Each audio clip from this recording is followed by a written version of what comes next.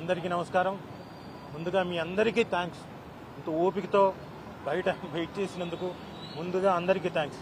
ఇక్కడ మేజర్గా అంటే ఇప్పుడు జరుగుతున్న ట్రోలింగ్స్, మేమ్స్ కానివ్వండి, ఏదైతే శృతి మించిపోతున్నాయో కొన్ని అందంగా ఉంటాయి.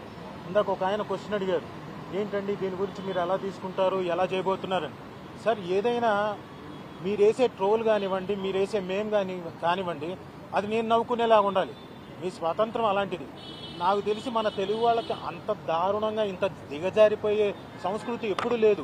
కానీ ఈ మధ్యనే స్టార్ట్ అయింది. అంటే ఒకళ్ళకొకళ్ళు బహుశా చిన్న మీగర్లీ వచ్చే అమౌంట్ కోసం, అంటే బహుశా 8,000 10,000 వస్తాయి అమౌంట్, దానికోసం అని చెప్పేసి బాగా నెగిటివిటీలోకి వెళ్ళిపోతున్నాం.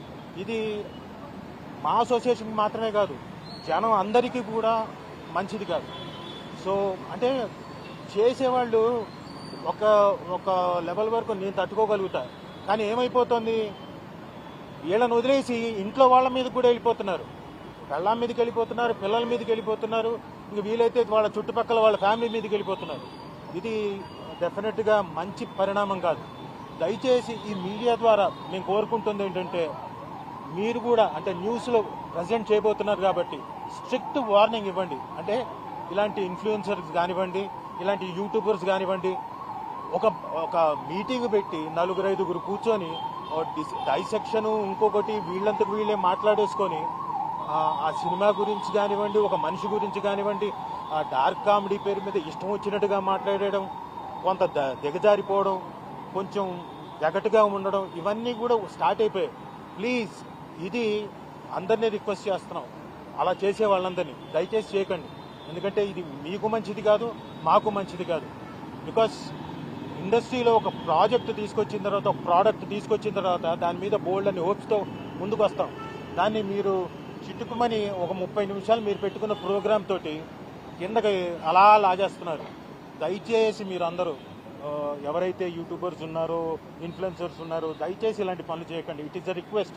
అండ్ ఇఫ్ నాట్, అంటే ఆల్రెడీ మేము డీజీపీ గారికి వినతి పత్రం ఇచ్చాం.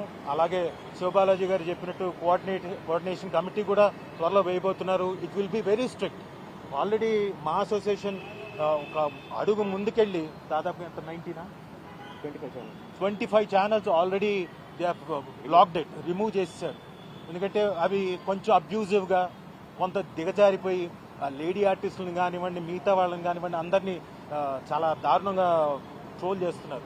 వాళ్ళ మీద, అలాంటి వాళ్ళ మీద తీసుకున్నారు, మిగతా వాళ్ళ మీద కాదు. అలాగే ఇంకా ఒక 140 200 చేంజ్ ఛానల్స్ని ఐడెంటిఫై చేశారు. నెక్స్ట్ ఫేజుల వైజ్గా వాళ్ళ మీద కూడా యాక్షన్ తీసుకోబడుతుంది. అండ్ ఇందాక సార్ మీరు అడిగారు, ఇందాక ఒక క్వశ్చన్ అడిగారు, మళ్ళీ ఒకసారి రిపీట్ చేయరా? రైట్. అంటే వాళ్ళు కూడా ఒకవేళ కనుక శృతి మించి వెళ్ళిపోతే అది తప్పే. డెఫినెట్లీ మా అసోసియేషన్ కూడా వాళ్ళకు కూడా చెప్తుంది. ఇది కూడా ఈ ప్రెస్ మీట్ కూడా ఆర్టిస్టులకు కానివ్వండి, ఎవరైతే ఉన్నారో వాళ్ళ ప్రోగ్రామ్ చేసుకుంటున్నారో సొసైటీకి ఇబ్బంది అవుతుంది కాబట్టి వాళ్ళకు కూడా రిక్వెస్ట్, మా ఆర్టిస్టులకు కూడా మేము రిక్వెస్ట్ చేస్తున్నాం, నో, డోంట్ డూ దట్. శృతి మించి వెళ్ళిపోకండి. అది అందరూ ఎంటర్టైన్ అయ్యే విధంగా, మనం ఎంటర్టైన్ అయ్యే విధంగా, పక్కన వాళ్ళని ఇబ్బంది పెట్టని విధంగా చేస్తే మంచిది. లేకపోతే